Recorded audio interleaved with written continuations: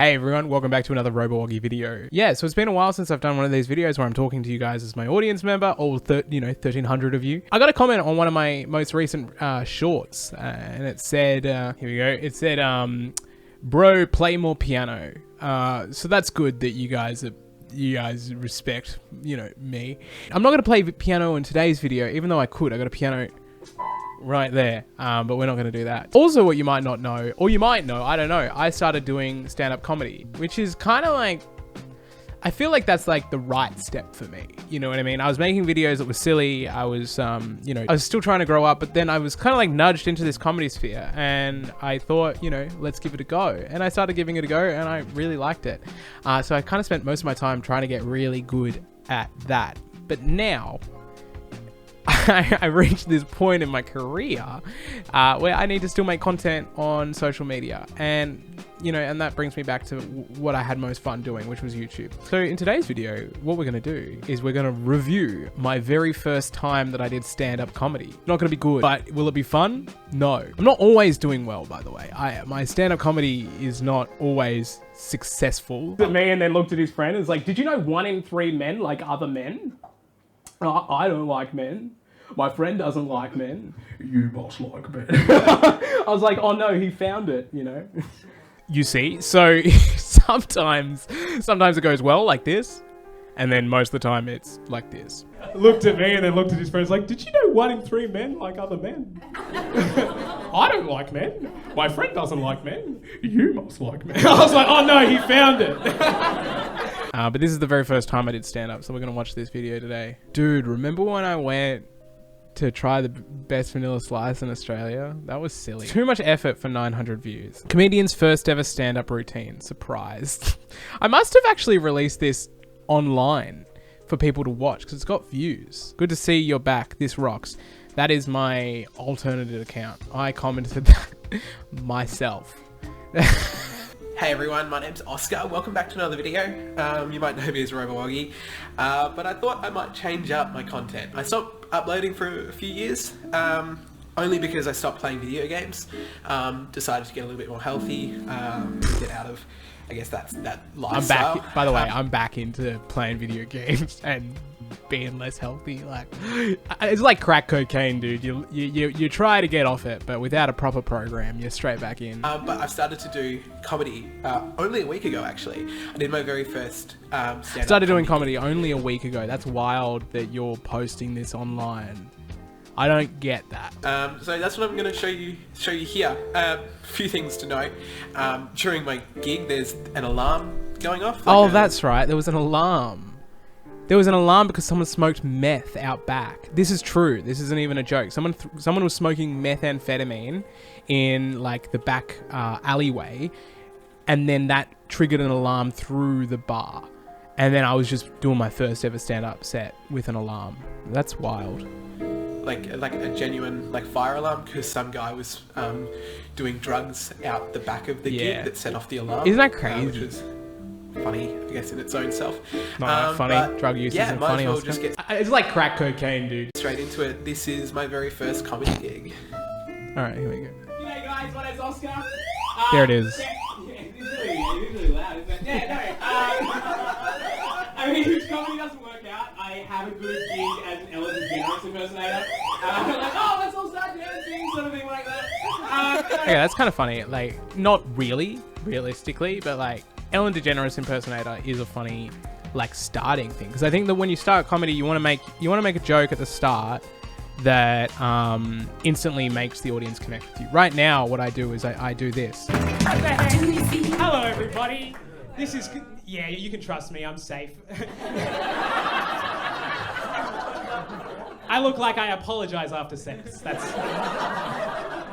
You look like my high school bully. That's fine. So that was what I was trying to do there, which is kind of good instinct. I get called small a lot. It's something I live with. I am trained to be a primary school teacher, so I get to hang out with kids all day, which is really awesome. Don't let me know. Being called small is something completely irrelevant.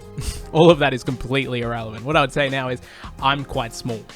That's it. Like, when you're starting comedy and you stand up, like, you just want to, you want to put as many words in as possible because you think the audience isn't getting what you're saying. You're trying to be clear, but you're just repeating yourself again and again. All I needed to say was, I'm small. Like, a lot. I've done some research. I'm actually not small. I am 164 centimetres tall. 2 cameras? The average height of an Australian female is 164 centimetres tall. On average, I strive to be average. Everyone. Minute in.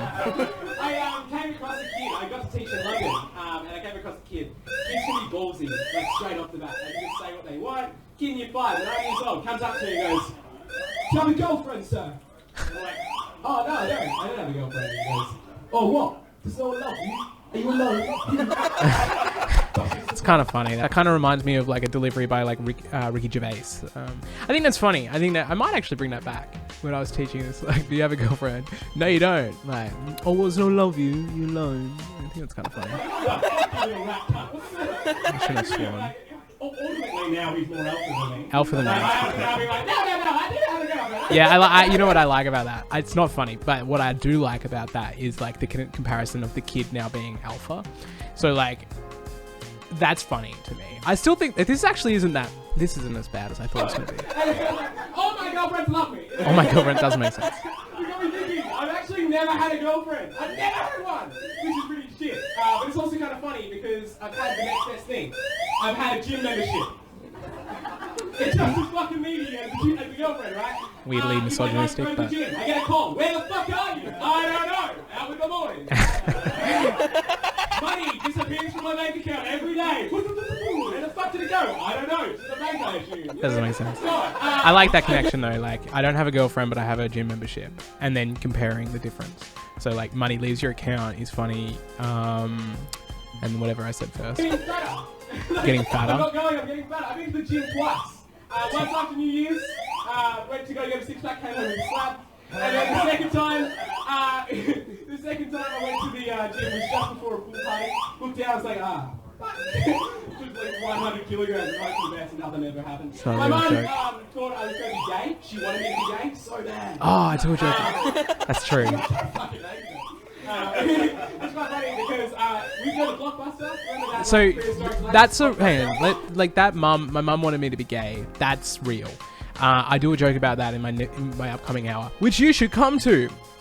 It's called Big Boy, and it's playing at the Melbourne Comedy Festival at the Charles Dickens Tavern for the first 2 weeks. No, but I do a joke about that in my new hour. It's about like my mum wanted me to be gay, and she looked at me and she was like, I can work with this. You know, when I was born. When she would sing me songs, she would sing me Twinkie, Twinkie, Little Star. Is how that joke kind of evolved. Because it's true. I think that's what I enjoy about me starting comedy, is that I'm noticing that from rewatching this, I'm noticing that like I'm being true to myself at the start. I think that's something that I kind of admire about somebody that's just giving it a go. I'm not trying to be something I'm not, because all of these themes still come back to play when I'm writing now my 3rd hour of stand-up comedy. Every single year, every single day, every week, I would go and buy myself Mean Girls and a movie called Hot Chick.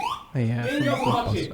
Every week I'd rent it, and my dad would just like shamefully go up and just pay it, and just like pay for it, and then just like every week. He never bought it because he didn't want to admit that my son might be interested in watching Mean Girls and Hot Chick. Yeah, that's funny. It's too many words. Once again, word economy is fucked. But it is funny because my dad used to we used to go and rent Mean Girls and Hot Chick instead of buying it. And I think that's funny that my dad didn't want to buy it. He just wanted to rent it because he didn't want to admit his son might be gay. Own the DVDs. Let's change to rent it every single week. My mum wanted me to be gay, so much so because she wanted me to be a daughter. Oh, they heckled. She wanted you to be gay. She wanted me to be gay. Fantastic. Yeah, awesome. Thank you. Oh, that's funny. It's hard. Yeah, I know. I think it's just because like she wanted. I don't know why. Maybe she. I was a good shopping assistant. Walked in and like, You know, have you guys ever seen? Yeah, I was very excited. You can tell. Have you guys ever seen School of Rock? Yes. I'm basically that kid that's like, you're tacky and I hate you. Right. Doesn't make sense. But it worked well. I think that worked well because like you never want to be heckled ever, but you don't want to be heckled on your first time. And the fact that I got heckled on my first time really threw me, but I handled it okay. I think that was the guy, by the way, smoking meth out back. Traveling. I went to Papua New Guinea. no other reason just to flex so much Papua New Guinea, kind of like how Fitzroy is there. Fitzroy is an athlete. Second thing, my dad said go on a Kentucky, Oscar. He basically paid for me to go on a Kentucky in the hopes that I'd get some pussy. That's funny. My dad paid for me to go on a Kentucky in the hopes that I'd get some pussy. Like, that's funny to me, actually. I really like that. Funny enough, I came home to a virgin. He's like, why the fuck did I waste $10,000?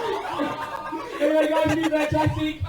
All what I'm noticing here is like my stand-up is all set up and then zero delivery. Does that make sense? Like, it's just like, isn't this a funny idea? Which it is a funny idea. And then I'm like, what's my next funny idea? So that is my first ever stand-up set. Not good, not great though. Not bad though. I've seen some rough stand-up. That isn't bad, but it's all. I do think that your very first time of doing stand-up, things go well. Then they don't, and then you're stuck to try and figure out why it's not working. I think that's what's funny about doing stand-up is you it's going well, and then it doesn't go well, and then you got to figure out why it's not going well. Cool. I hope you guys liked today's video. It's pretty. I've got a lot of cringy stuff in my past, so we've got to, I'm never going to run out of content, and I'm consistently adding to my cringe.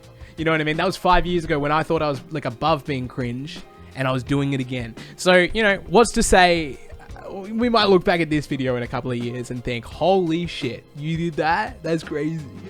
I might see you in another video. Hey, by the way, guess what? My tickets. Don't forget to get some tickets to see me live this coming March and April at the Charles Dickens Tavern. I'm doing stand-up. You can see me live. I love you guys.